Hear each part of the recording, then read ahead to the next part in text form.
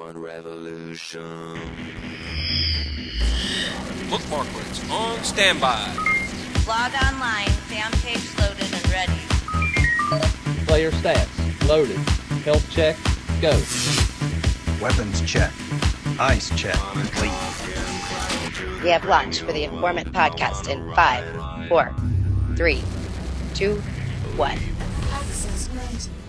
Welcome to the Informant podcast. I'm Pistol Pete from Stockholm. Tonight I have with me Jennifer, the Mafia Walls Loot Lady. Wow. Dun, dun, dun, dun. And That makes Jana's in her sense. storm shelter. Yeah, Jana has tornado issues. She's having tornado warnings in her town, so she's locked in the basement without a computer, so she is not participating in the show this evening. So, what's been going on? Anything in general? For me, it's been baseball. Baseball, all the time. Uh-huh. So, between two boys, it keeps you up. I stay busy with my dogs. Yeah. Did your My- dog just have a birthday? Yeah, she's 1 year old now. That's kind of crazy to think. My Pomeranian. I know it seems like I remember when you got her. Yeah, and one of our fans named her because I couldn't think of a name and people put in their suggestions. Yep. And so I went with Pixie, and it really fits her too, because she's it looks like she's dancing and flying around. Huh. What did your boyfriend name his dog? Reggie, you're the one that came up with that name. Ah. Well, he wanted to give it the same name as our Yorkie that passed away, Uh-huh. and I said no, you can't do that. Yeah, I think that's against the dog rules. It is, and he thought that was the silliest thing he ever heard. But I said no, it has to have a new name. I agree with that. So instead of Rudy, it's Reggie. Got it. But I still call him Rudy all the time. Yeah. But they keep you busy. Yeah, animals will. And I have the cats and the turtles and the other dogs, so it's a zoo at our house. Crazy. Yeah. Well, anyway, I guess. What do we got going on in the game? I was going to ask you what we have going on in Stockholm. Oh, we've got some cool stuff happening in Stockholm. I talked Like about it what? for a long time, and it happened. Ike took the time, and he got the checklist to now be embedded inside the Stockholm toolbar. Nice. And it's got some new features with it, too. Because one of the things that some people had commented on that they'd like to see in the actual checklist itself was the ability that when you click the Do It button to get, to actually navigate to a link or follow and load a Spocklet or whatever, you'd actually be able to check that off at the same time. And so in the configuration in the checklist, there's now an option for that. And another one that was added was the capability to be able to actually get desktop notifications when your timer expires. So, oh, I didn't know that. Yep, that's the one that says desktop notifications. The intention, and we kind of joked around about it when we were kind of spitballing the idea was, we talk about and joke about how much Mike Nestor sets alarm clocks. So I said, well, what if the checklist, when it expires, would send you a desktop notification reminding you that something's expired and it's time to go take action on it. And so that's what the other thing that was added into it. Yeah, that's what the desktop notification is. Oh, wow, I supposed didn't to be. even know. So I think I'm going to look at that tonight and check it I out. worked those couple of things in. I'm trying to think what else we've got. There's, for those that aren't familiar with the checklist, there's a couple of videos out there. There's also a lot of fan-supplied links to use in the checklist.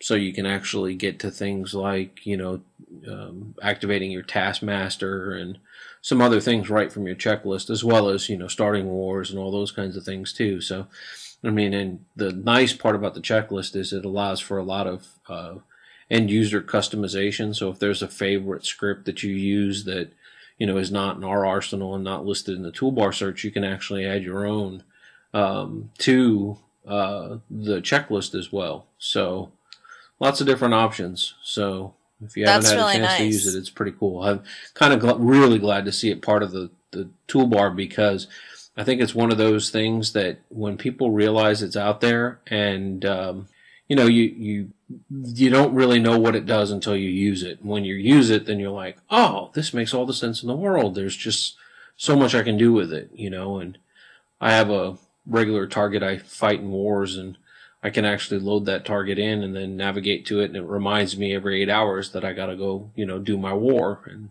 and then puts a little checkbox in the top in the toolbar with a count of how many active items in the checklist you need to deal with. So it's kind of cool.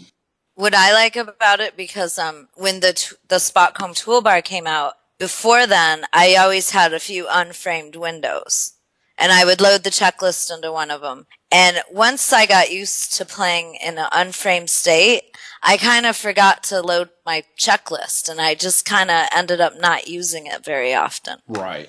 And so this kind of puts it back right in front of my face, like, oh yeah, I did this, I should check it off on the checklist. Right. So it's really got me more engaged in using it. Yep. And I have a question. Sure. How much does it cost to use the checklist and the toolbar together? It's free! Wow! It's a bonus! There's no fee. Yep, it's free. And all the spotlets are free. Free! Yeah. Giving it all away. It's crazy, Pete. So, but now, yeah, we strive to try to keep the cost down. So, not like I said before, we'll always be willing to take a donation, but it's not a requirement. So, right, and you're spending your own money. I'm not going to bash on anybody for trying to be an entrepreneur, but I think things are only fair, especially these scripts, if everyone has the chance to use it. Yeah. So therefore, there's no unfair advantage. Right. But yep. People could disagree with me, but sure, that's just how I think, and I'm pretty sure Zynga probably thinks the same. Yeah, I don't know. Hard to say. But I can't never know really what elaborate. Zynga's thinking. No, we never do. And they're crazy right now. Crazy Zynga. They're really frustrating me. Yeah, why? A lot of reasons. It just seems like it's so slow going, and ever since, I had a lot of high hopes for the new team. They really seem motivated, and I just feel like my optimism was shattered. It just seems like everything we do is copy and paste. Like, how many blog posts about gift mastery event am I going to write? How many secret districts? How many new districts? Mafia poker.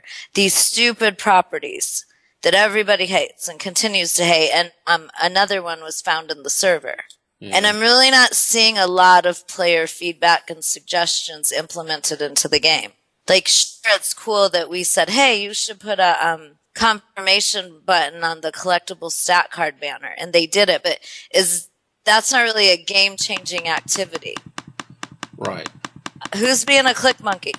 Me. You're not on mute. I'm on click. Oh, okay. Is that like a sound effect? Yes, it's me. Clicking. Click, click, click, but, click, click. There's serious issues with fight. There's so much that needs to be done in this game. And the only thing we see that's anything new, it has to do with buying something in the marketplace. And you know what? Maybe I would buy more and spend more money if the game was more fun for me or more exciting. But it's just boring me to death. Yep. And there's a lot of new stuff coming out. But guess what? It's not really new. It's just repeat. We have another property on the way. We have Mafia Poker Season 6 on the way. The 4th round of collectible stat cards is coming up. It looks like there's some more London missions are going to be added. There's a limited time mission that's coming. Right. So we're going to get hit all of this at once, of course. We have another day on the limited time property. So I imagine they kind of rotate, it seems lately, the property with a Mafia Poker. And we haven't seen the ice season. Like, they brought that out for a one time to see if their fighting situation was under control. And then we haven't seen another one since. Yeah. No, we're not kind of surprised about that. No. And the thing, that's what makes me mad too. They went out of their way to let us know there's a problem. Too many server requests. So we go out and preach, don't abuse scripts, don't clog up their servers. But they haven't done anything about it. So, it just kind of made all that effort of telling people they need to watch it kind of not worth it. Right. Because until they change something, people are going to keep doing what they're doing right now.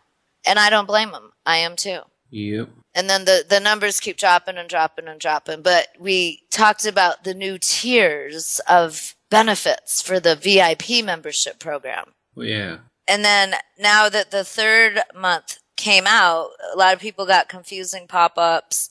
We don't know what month we're on. You should know just by counting, but just because I know I paid 3 times, does that mean that they know that I'm on the 3rd month?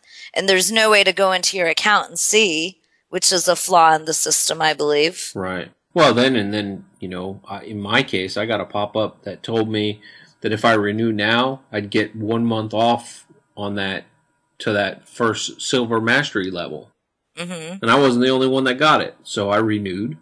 And then now all of a sudden, they're telling me I don't get it. I'm like, then why'd you give me the message? Yeah. And a lot of people that didn't get the offer also got that same pop-up message. Yeah. Like, if you're going to offer me the thing and I choose to accept it, then I should get the bonus. Yeah. And I did not. You ripped me off, Zynga. And they did refresh the VIP loot for the 3rd time. Yeah. But they have yet to refresh the high-end fight loot, which they can do what they want. But I think the players who don't spend money are getting frustrated. And, they always brag about their games being free. If they don't want people to play for free, then they just need to go ahead and admit to it. Because it causes a lot of conflict. There's a lot, well, you just spend money, that you're no good, you don't know what you're doing. And there's a lot of that going around. Yeah. Like, well, Zynga doesn't care about us if we don't spend money. And to an extent, they probably don't care about you as much.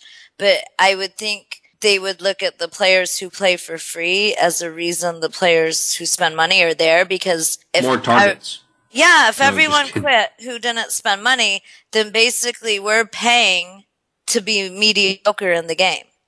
Yeah. I'd rather just quit. But I think there's a sense of people that do spend money want to excel.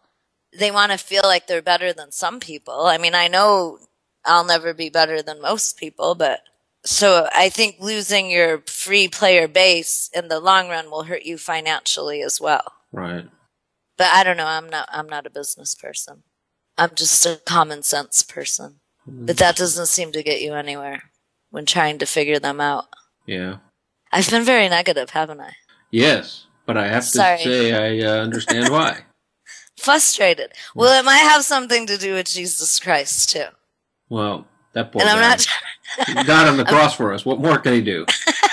Not the real Jesus Christ. Oh, is this the guy that they found in the Cheetos? No. Yeah. Or on toast. Yeah, he finds them on toast. This is horrible.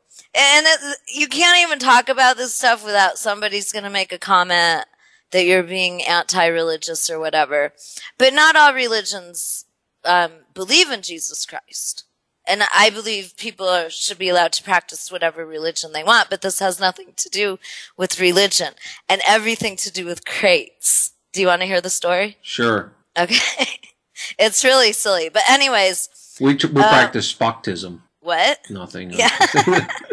And there could be people out there like that, and we have to respect their religion. Yeah, what's his name from Big Bang Theory? Sheldon.